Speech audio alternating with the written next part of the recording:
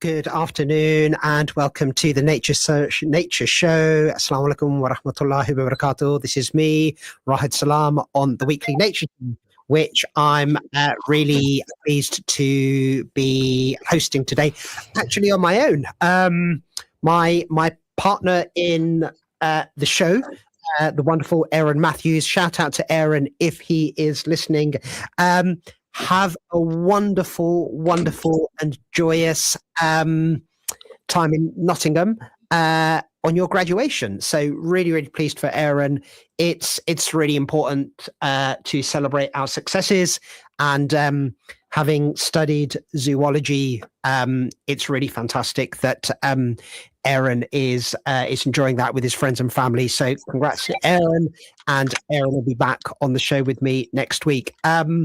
So today's show is all about thinking specifically about places in nature and the names of places in nature, and very specifically because from an Islamic perspective, from an Islamic point of view, we know that there are many countries that are mentioned in the Quran. I think it's 10 countries or geographical locations are mentioned in the Quran, in the Holy Quran, and also the link to nature and the inference given to places and nature is also really important. And so I'll be touching a little bit on those. And of course, we know that the place that we all strive for, pray for, yearn for is Jannat al-Firdaus, or the Arden, or the Garden of Eden, which is the most superior level in heaven. Jannat al-Firdaus, the highest ranking or the most superior level of heaven, and the description of heaven and the description of the gardens of Eden, of Arden, is one where we think about greenery, one where we think about rivers and rivers flowing, and where the believers will have an everlasting dwelling and place.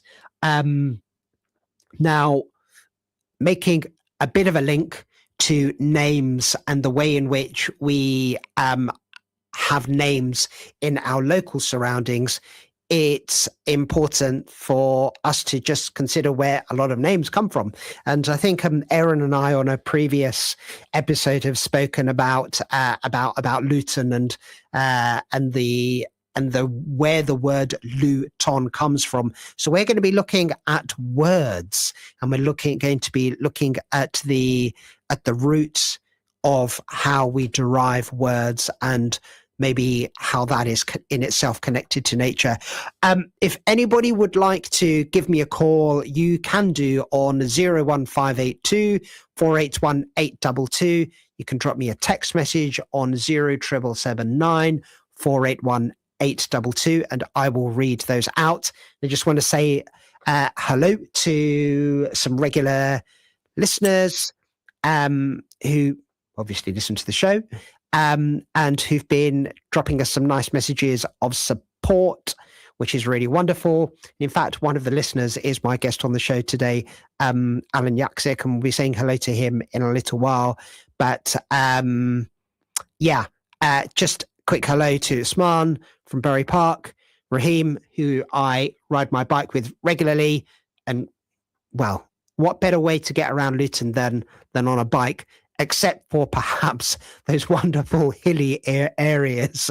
So yeah, even in the cold weather, get out on your bike, get out and walk, leave the car at home. You'll be okay.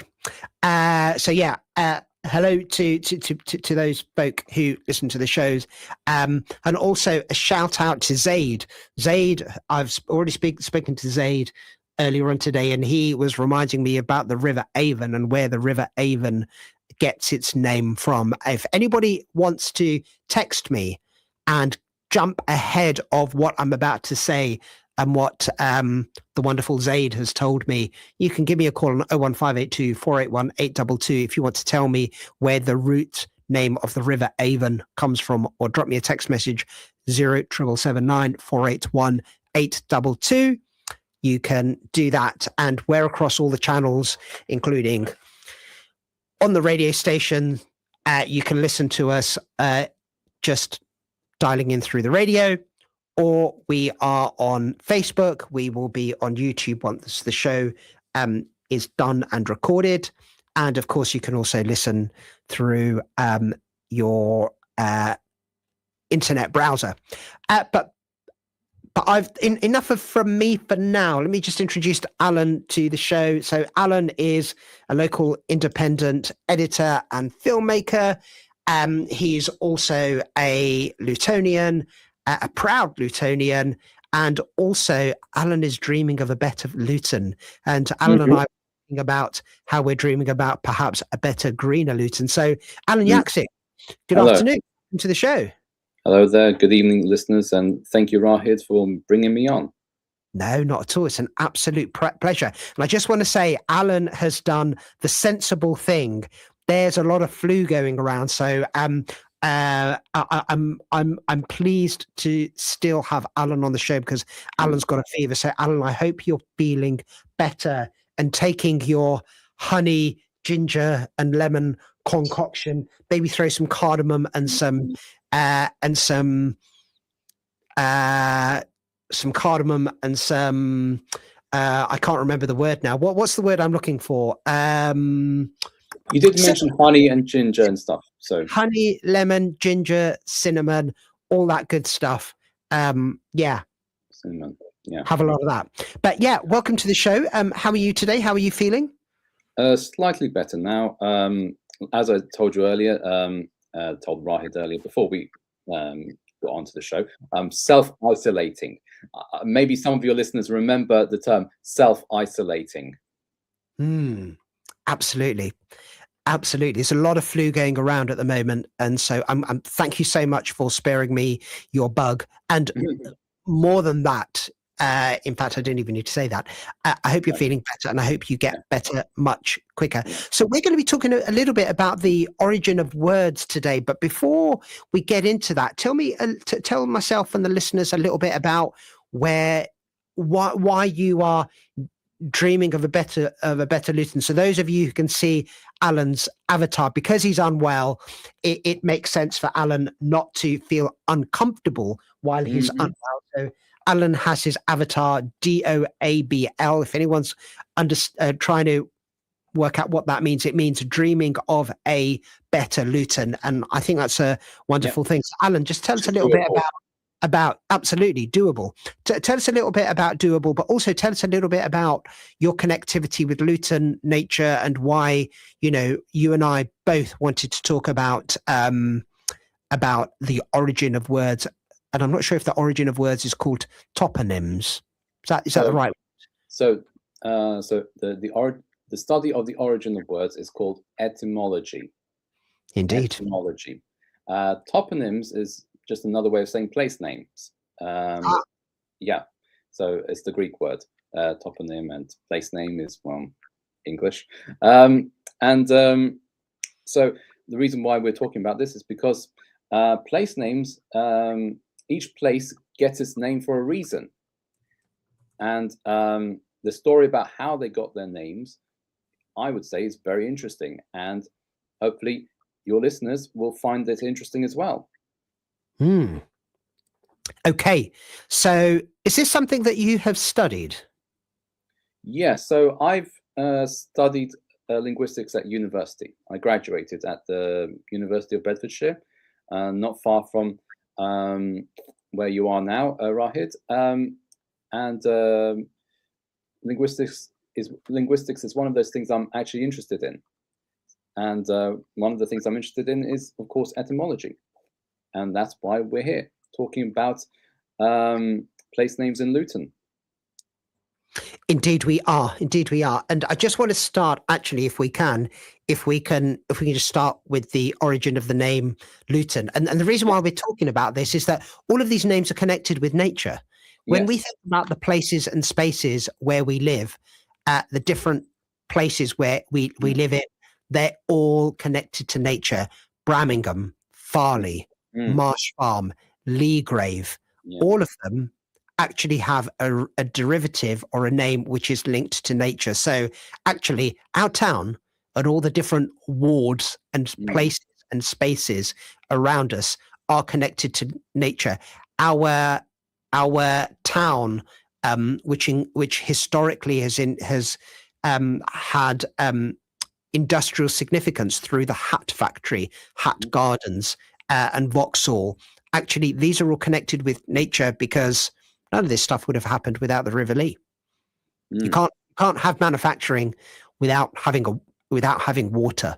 Yeah. You can't have a manufacturing plant without significant amounts of water as a ingredient of the manufacturing process, but also in terms of the actual manufacturing and the ability to use water as a coolant, amongst other things. So should we kick off with the derivative name of Luton? Is that a good place to start? I guess so. So Luton, of course, gets its name from the River Lee. That's what the first section of the term, the name Luton, comes from. It comes from. Now the thing is, if you go back in time, words have changed their pronunciation. Okay, many times over, and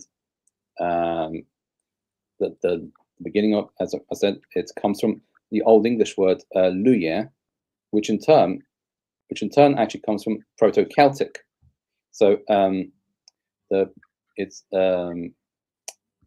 Proto-Celtic word, the root of the River Lee, is lolco, which means brightness or light, and that's why when you say that the River Lee is the river of light, well, that's a relatively good explanation for it. I would say the bright river, but yeah, pretty much that.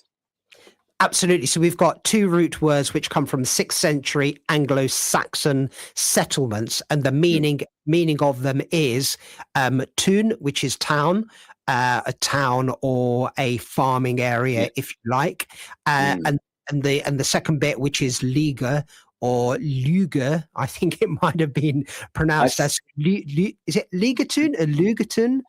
I believe it's pronounced luyatun. Luyatun. There we go. There you go. And that second element, tun, originally it referred to a rural area, but over time, the word tun became town in English, and it became an urban area. Think about that, from rural to urban.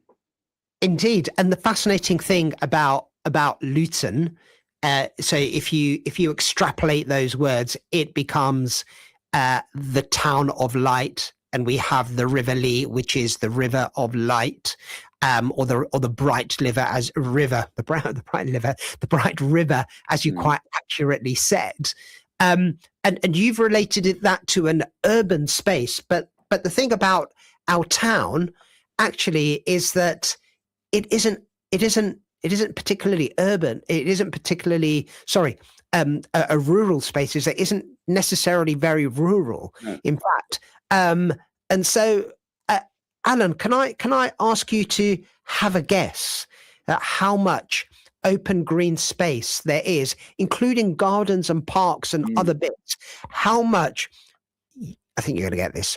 How much of Luton, LU1 to LU4 and everything in between, do you think is an open green space? So, as it happens, we did have a conversation about this, me and Rahid, and from what I remember, it's something like, well, less than 1/5, less than 20%. It is, that's right. The estimates are between 13 and 17%, which is astonishing. It's absolutely astonishing. So the rest of Luton is made up of roads, buildings, including schools and factories, although not lots of factories around, built up. More. Well, absolutely. There are a few. Built up areas, including all of the houses and developments that we've got. So it's either live and be indoors somewhere for education, for health, for business, to live, or to get from one place to the next. So we've tarmacked over the majority of Luton, and so less than 1/5 is left as a green space. Although I would say we still do have 6 amazing award-winning green flag parks, and a green flag park is one where you get a certificate for connecting in with your green space, or perhaps you have parts of the river, or you have a pond or something as such going through it, which is still amazing. And then of course we've got the River Lee, all going all the way through Luton. I know there are some challenges with the River Lee and it being a chalk stream and all the rest of it, and we've spoken about that previously. But isn't it fascinating that that's where we've come to? And it always astonishes me. I always astonish myself when I say that, and when I think about that. So yeah, Alan, I'm going to ask you a personal question. What was life like growing up for you, and what was your connectivity with being outdoors in a green space? What can you remember growing up? Well, in my case, I grew up with a back garden, and behind my back garden, we do have some quite a lot of trees. Some might call it overgrowth, because it belongs to a neighbour who doesn't do very much there. But but nevertheless, it's the trees that are in that that belong to that neighbour. They were also part of my upbringing. I grew up with them. All right, and so along with my the grass we have in the back garden where I used to run around and whatnot, I had those trees that belonged to somebody else. Back to my garden, we used to have a greenhouse, believe it or not, and we had some grapes that we tried to grow. Sometimes grew, and then we had to give up on it. Because you have to use certain sprays and whatnot, and yeah, like I say, we gave up on it. But outside of my house, I often spent time walking around Luton, so visiting places like Dallow Down, for instance, which is not far from you at the moment. We're in Dallow. We're in Dallow. Yeah. And walking up that hill, and then looking at the panorama from the top. So yeah, it's so I guess that's my experience. I didn't really have you down as a sporty person, because I know you as a filmmaker and an editor. Yeah. I didn't have you down as a sporty person, but that's okay. Walking. Don't always know everything about everyone all the time. No. That wouldn't be fun. So okay, so let's move on a little bit and think a little bit about the origins of names and where names come from. And you've got a few examples of that. You've got a few examples of that. But just before I do, if anybody does want to call in or text in, you can call in if you want to tell us about an area where you live and where that place has got its name from, which is connected to nature.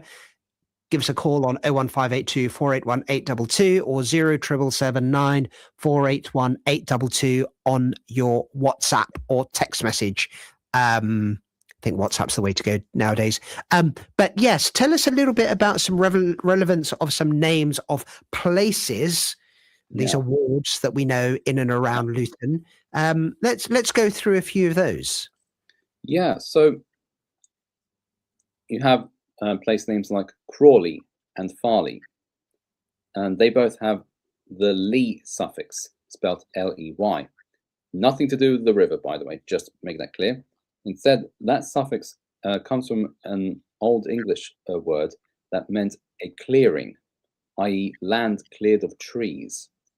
Okay, and in the case of Crawley, it referred to a clearing of crows, a land that was cleared of trees that had crows around it, or flying around it, or landing on it even.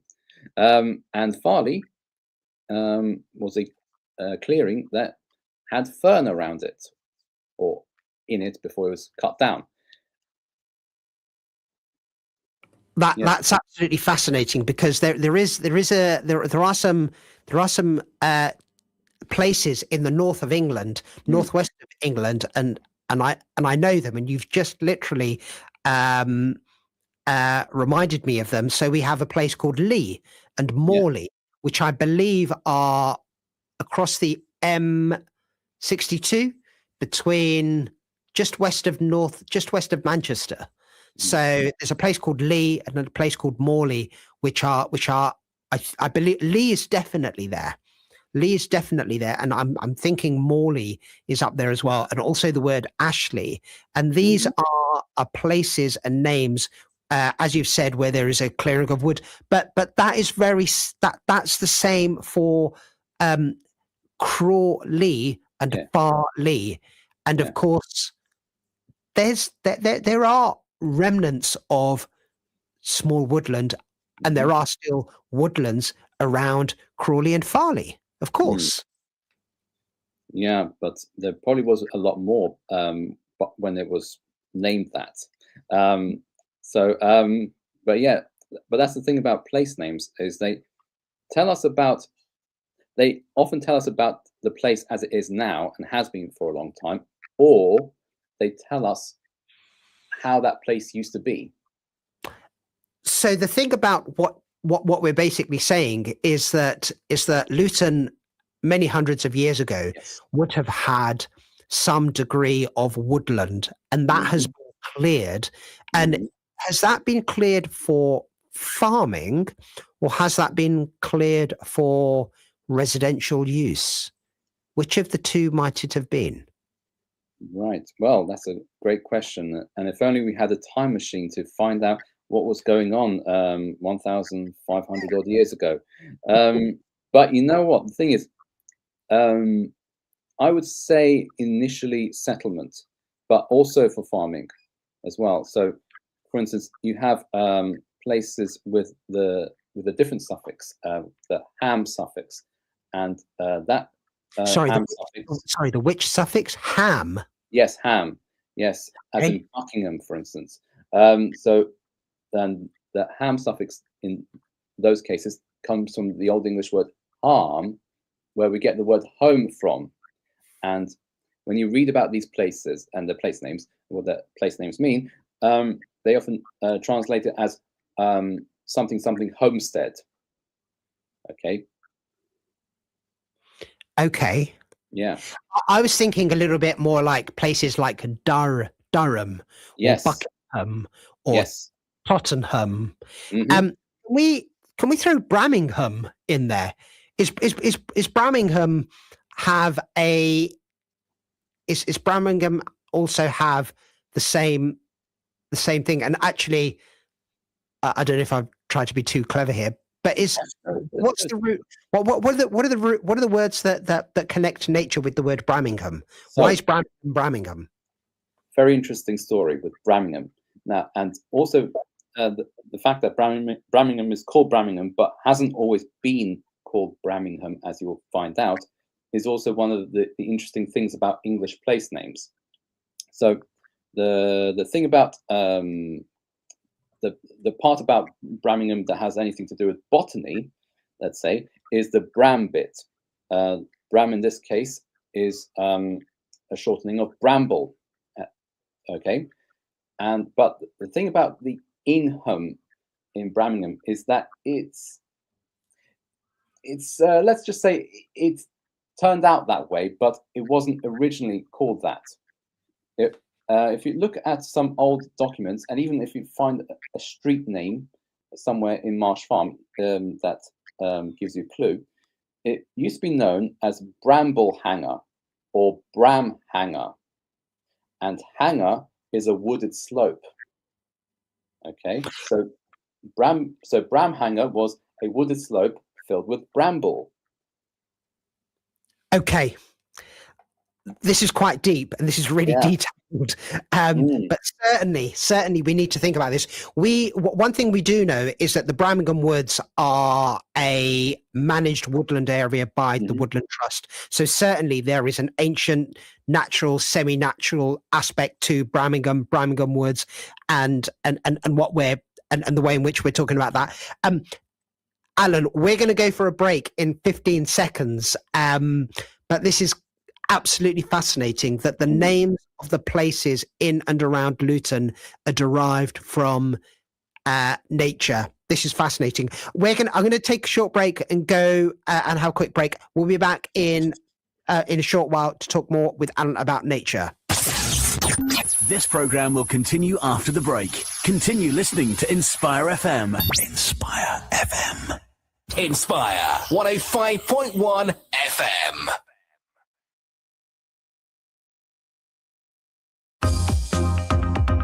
Assalamu alaikum. My name is Ajmal Masroor. I'm from the Barefoot Institute. Please continue listening to Inspire FM on 105.1 FM.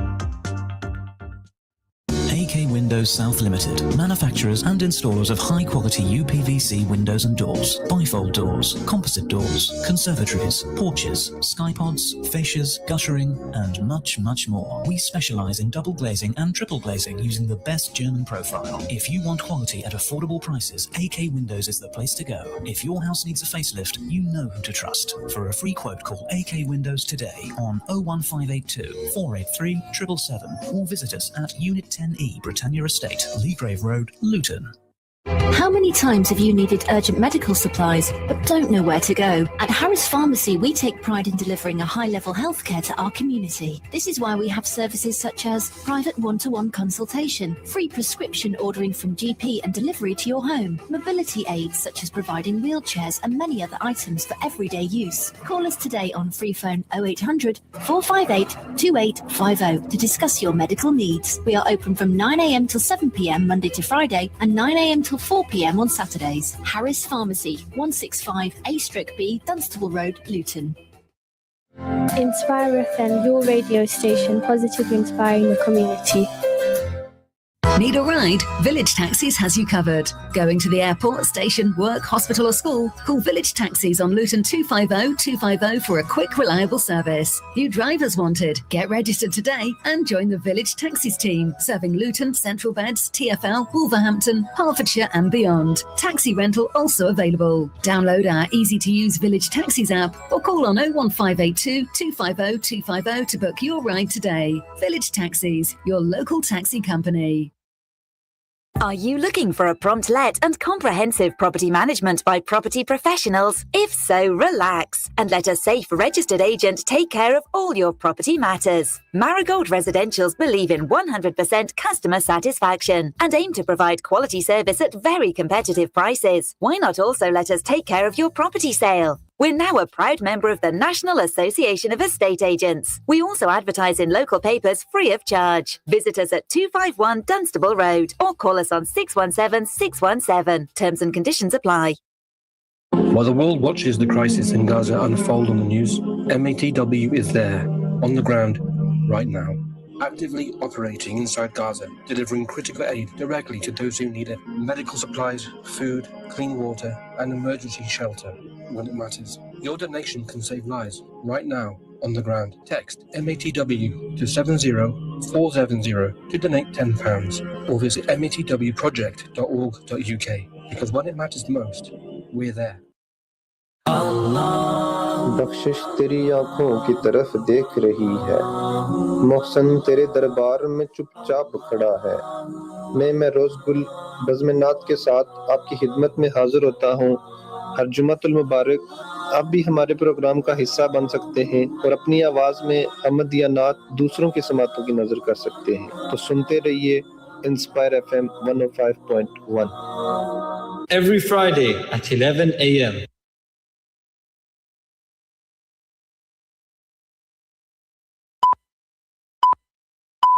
From the studios of Inspire FM, the time is now 5:30.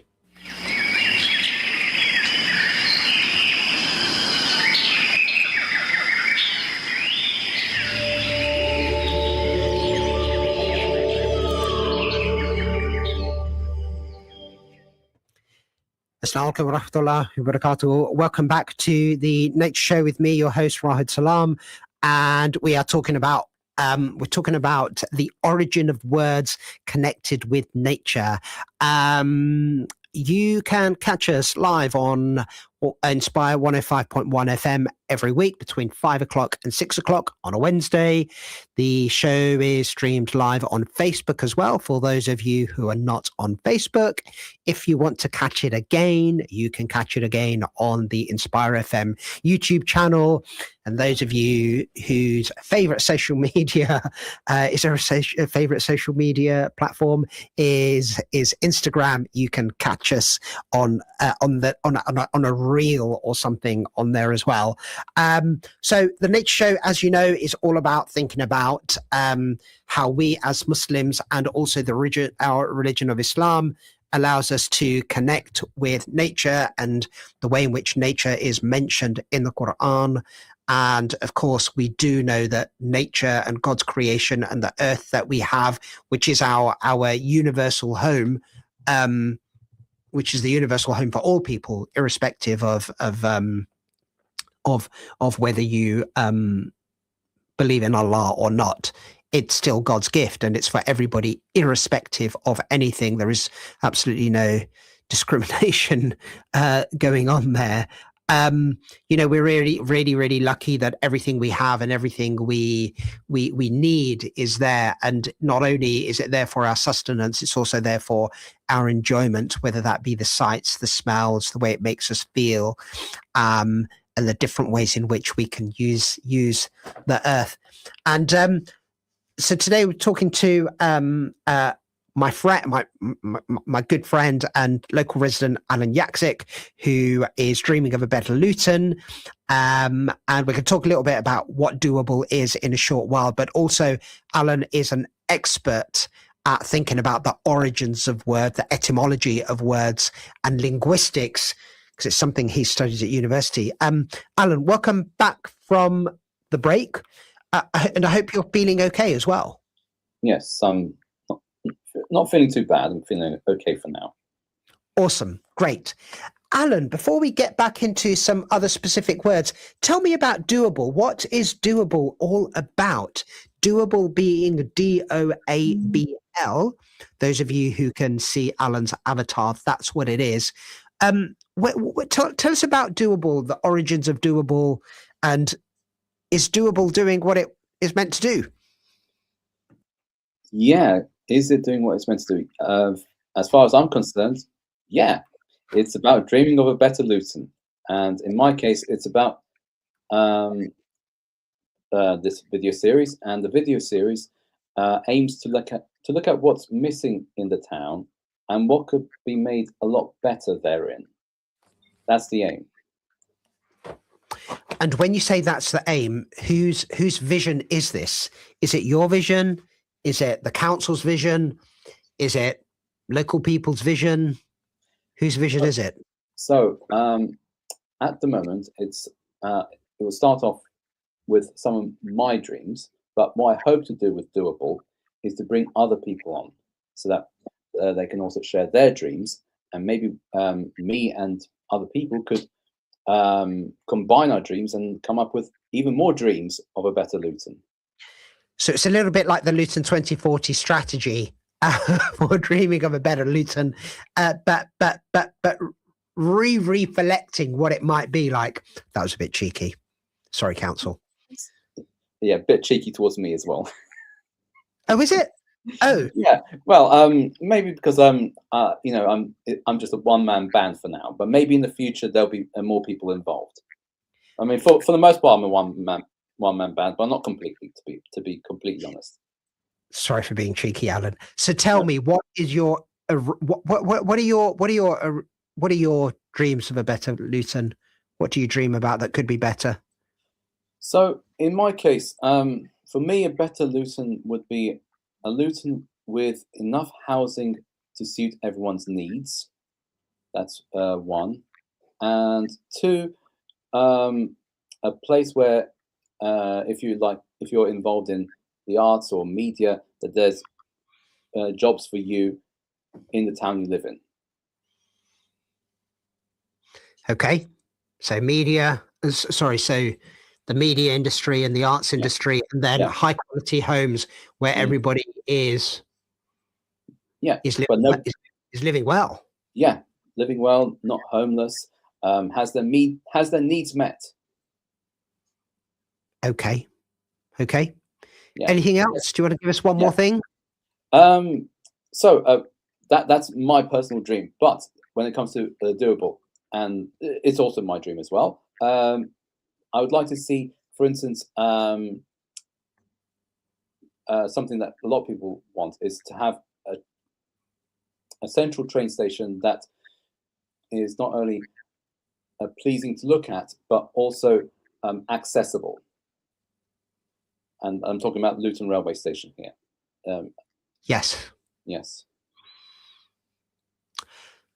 Okay. Sounds very deep, don't I? Sounds very deep what I'm talking about. Well, I'm trying to relate that to nature, and in terms of the arts, the arts do need to be sustainable, because we do need to work within our means and not waste, and be,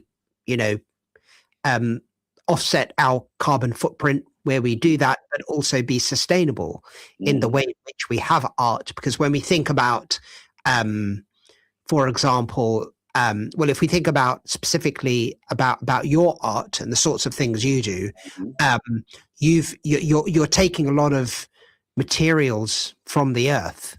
You can't be a filmmaker or an editor unless you've got these elements and compounds that have come from the earth. And so we've dug down deep to find these elements that are under the earth's crust and in the earth's core. And then, we've manufactured them so that we can use them. So there's a lot of usage of what the earth has given us, which is fantastic. But then when we move on to housing is the residential way in which we live. Again, that takes a lot of building. If I can just come on to the railway again is transportational, isn't it? It's either people coming into Luton or Luton going out, people going out of Luton. So it's the flux of migrants coming in and out of Luton. So I'm going to very, very slightly cheekily just push back and challenge you to say, how are those three elements of what you've said of dreaming of a better Luton could be green and sustainable? So those are things I haven't really thought about, to be honest, but I'm going to have to start thinking more about that in the future, because one of the things you and I were talking about before the show is when it comes to dreaming of a better Luton, it would be also good to dream of a greener Luton. So I guess that's something, that's an avenue we will have to travel along. Indeed, we will do. I spoke a little bit earlier on about, did I ask a question about the River Avon right at the top? I think I might have done, but we'll come back to that in a little while. But I just wanted to touch base on a couple of other local areas that we've got and how they are related in their name to nature. So we did Birmingham, we did Farley, we did Crawley. There's a couple of other areas as well. So let's touch base on, and of course we've done Luton itself as well. Let's touch base on where some other names have come from, and we've spoken about Leagrave and Sundon. How have Leagrave and Sundon got nature in their names? So at the very least, they have nature in their names in their second elements. So in Leagrave, you have grave at the end, which, by the way, has nothing to do with graves. It actually refers to grove, small woodland. Okay. So the name grave is related to a small woodland. it refers to that. It refers to a small woodland. And also, when it comes to Sundon, the don suffix, which is very common in English place names, means hill or down. So, the something downs, as the North Downs, South Downs. And in this case, it refers to somebody who might have been called Sunna, and they had owned land where Sundon is today. And so it's his hill. Okay, that's absolutely fascinating, because we know that when we think about the word sunnah in the Arabic sense, we think about the behavior and the actions and the way in which the Prophet Muhammad, peace and blessings be upon him, lived his life. So not to get confused with the Arabic word of sunnah. So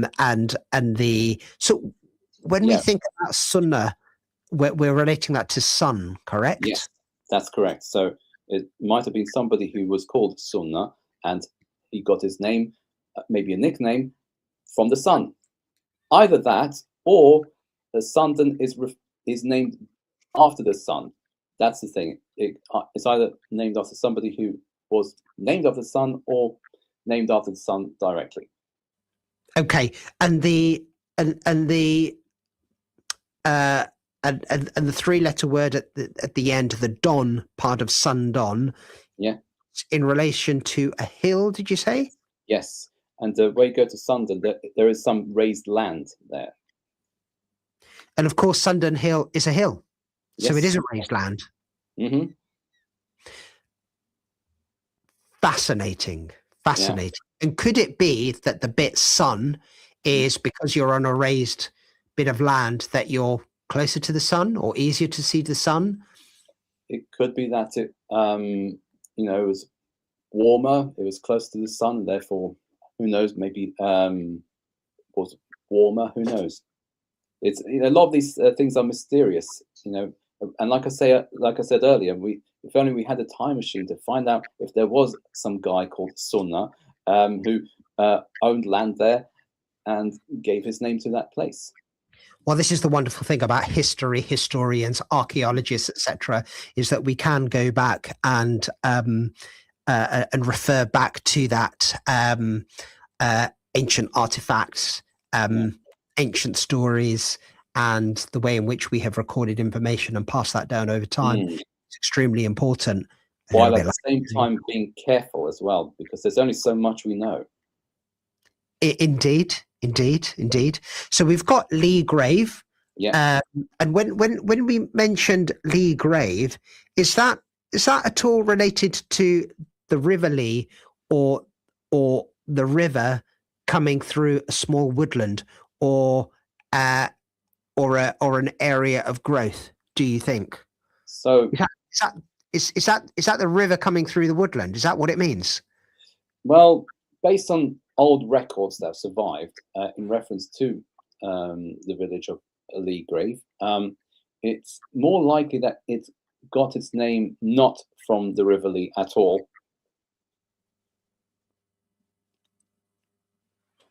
Oh. Yeah. Okay, sorry, I thought I'd lost you there for a second. No, okay, I was trying to have some suspense. Suspense on the radio isn't very good, Alan. You've got to keep talking. No, I know.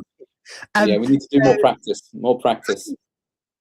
I think it kind of makes sense for Lee Grave to have the river that runs through it coming through a small woodland. That would kind of make sense to me. I'm going to research that and think about that, or rather, if anybody else out there can help us with the origin of the name of Lee Grave, just to come full circle and tie this together, I'd be delighted to hear from you on 01582 481 822. You can give me a call, or you can drop me a text message on 07779 481 822. And I'm going to go back to the River Avon. So the word Avon comes from the word river, which is a Celtic Welsh name, which comes from the word Aveen, or is it Abheen? ABHAIN. Oh, that'll be either Scots, Gaelic, or Irish, but in Welsh it's Avon. It's and that means Avon, but not Avon, but Afon, Avon, but still. It's pronounced like a V. It's pronounced like a V. The letter F on its own in Welsh is pronounced like a V, but a double F is pronounced like an F. There we go. So Avon or Abhan or Avan means river, and so the River Avon means river. Yeah. All of our friends in the West Country around Gloucester and Wales, you live next to the River, mm-hmm. which is a very important river that I drove over about a week ago. So yeah, absolutely fascinating. And the last one we're going to touch upon is Marsh Farm and where the name Marsh comes from. Any thoughts you can give us on Marsh? So, if you look at old maps of the area, you'll know that the area near to the river's source was known as Leagrave Marsh. And you'll also see in those same old maps that there was a farm called Leagrave Marsh Farm. And that, I would say, is the root of the name Marsh Farm. Wow. Okay. Right. And Marsh Farm being a farm, which in itself was a farm, a family-owned farm, I believe. You'll have to ask somebody else who knows a little bit more about who owned what in that area. I'm pretty sure that is that is the case. But again, other farms or land ownership, including the Shaw family, who owned Manor Farm, and then Henge Farm, and then also the Shaws of Stopsley, which is a family-run business offering agriculture, etc., in and around Stopsley area, which again was another farm. But the most famous farm, or the most famous estate in Luton being, drumroll, 1,200 acres of conserved or conservation land at the Luton Hoo, including growing a variety of crops, wheat, barley, etc. But of course, is an absolutely fantastic woodland area as well.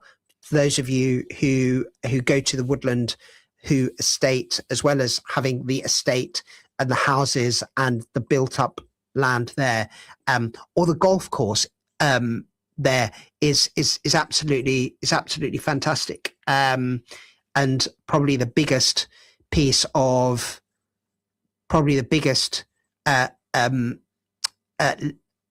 biggest farm and the biggest area in Luton, I would say, maybe.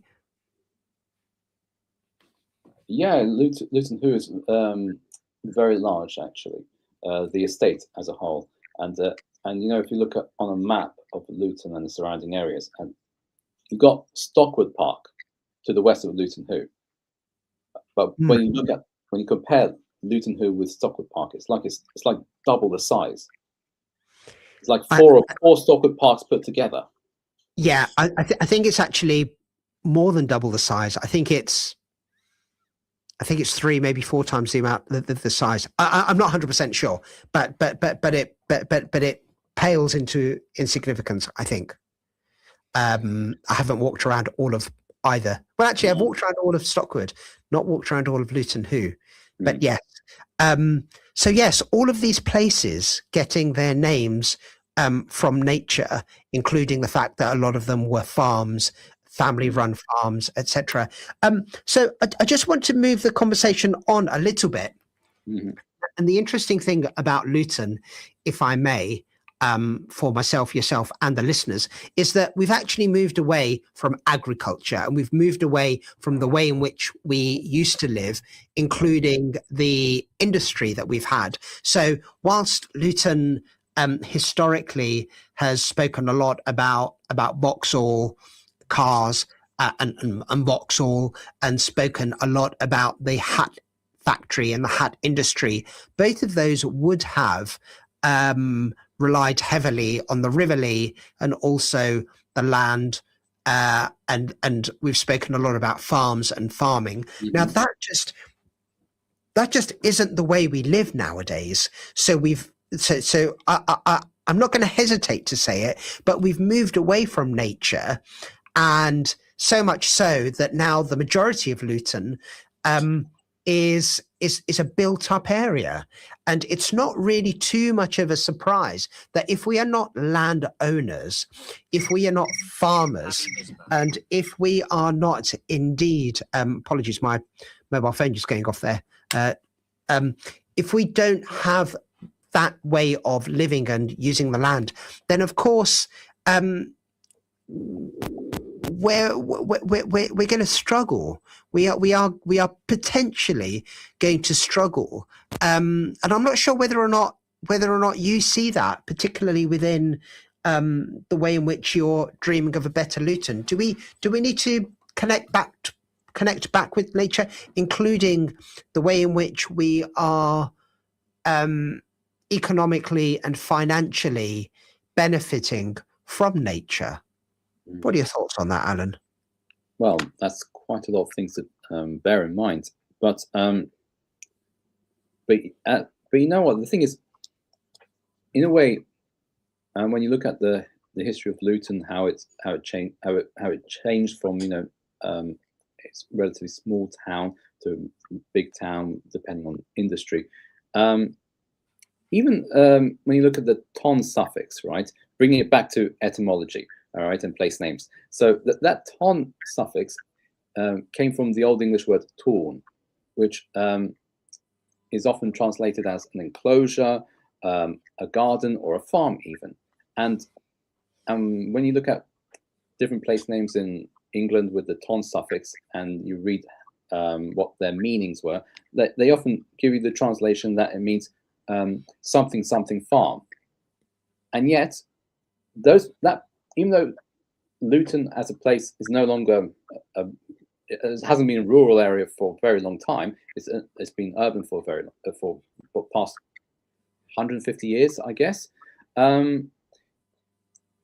It's interesting how words like town have actually changed to mean something very different from what they used to mean. So in Old English, like I said, torn meant an enclosure or a farm, but now its derivative, town, means an urban space.